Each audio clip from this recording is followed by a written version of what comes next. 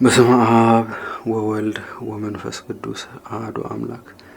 ተአምረ ኢየሱስ 142ኛ ተአምር ሁለተኛ ክፍል ስለ ገብረ መንፈስ ቅዱስ ይቅርታው ቸርነቱ ለዘላለሙ በእውነት ለሁላችን ይደረግልንና ጌታችን አምላካችን መድኃኒታችን ኢየሱስ ክርስቶስ ያደረገው ተአምር ይህ ነው። አባታችን ገብረ መንፈስ ቅዱስ በኢትዮጵያ ሳለ በየዓመቱ 3 ጊዜ ጌታችን ወደ ተወለደባትና ወደ ተጠመቀባት ወደ ተሰቀለባት ወደ ተቀበረባት ሀገር በዚያ ስጋውን ደሙን ይቀበል ዘንድ ኢየሩሳሌም ይሄድ ነበር።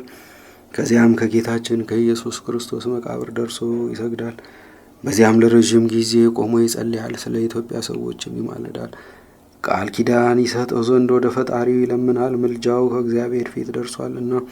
በዚህም ጊዜ ሰማያት ይከፈታሉ፣ የእሳት መጋረጃ ይገለጣል፣ 3 አካላት ይታያሉ። የምህረት አስራት 100,000 ቃል ኪዳን ይሰጠዋል።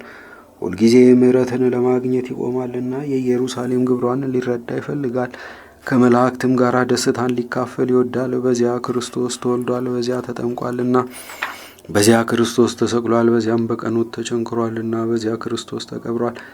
በዚያም ከሙታን ተለይቶ ስለተነሳ የትንሣኤውን ብርሃን ተስፋ ያደርጋልና፣ በዚያም እመቤታችን ማርያምን ልጇን ታቅፋ በደስታ ያያታል። ነቢያትና ሐዋርያትንም በክብር በምስጋና ከእሱ ጋር ሲደሰቱ ይመለከታል።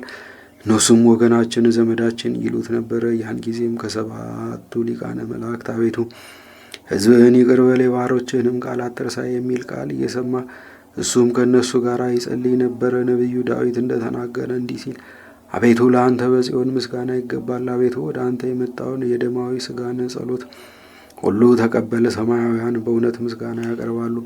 አባታችንም እንዲህ አለ፣ ከኃጥአን ወገን አስራት ትሰጠኝ ዘንድ እለምንሃለሁ። መላእክት ለሕዝብ ይቅርታን እንደሚለምኑ እሱም አቤቱ ኢትዮጵያውያን ሕዝብህን ይቅር በላቸው እያለ ይማልዳል። አስራት የሆኑ ዘንድ በሰማይም ደስታ የሆን ዘንድ ስለ ጻድቃን የምለምን አይደለም ስለ ኃጥአን ነው እንጂ በማለት ይጸለያል። ጌታ ኢየሱስ ክርስቶስም አባታችን ገብረ መንፈስ ቅዱስን ወንጌል አባትህና እናትን ሚስትና ልጅን ወንድምና እህትን ገንዘብንና እርሻን ስለ እኔ ስለ ወንጌል የተወ በዚህ ዓለምና በሚመጣውም ዓለም 100 እጥፍ ዋጋ እንደሚያገኝ ሁሉ ለአንተም ለተከበርከው አገልጋይ የኢትዮጵያን ሰዎች አስራት አድርጌ ሰጥቻለሁ አለው። አባታችን ገብረ መንፈስ ቅዱስም ከፈጣሪው ከኢየሱስ ክርስቶስ ይህን ቃል ኪዳን ከተቀበለ በኋላ በፍጹም ደስታ እግዚአብሔርን እያመሰገነ ከዚያ ተነስቶ በነፋስ ሰረገላ ተቀምጦ ወደ ሀገሩ ተመልሶ እንደ ዓይን ጥቅሻ ከኢትዮጵያ ምድር ደረሰ።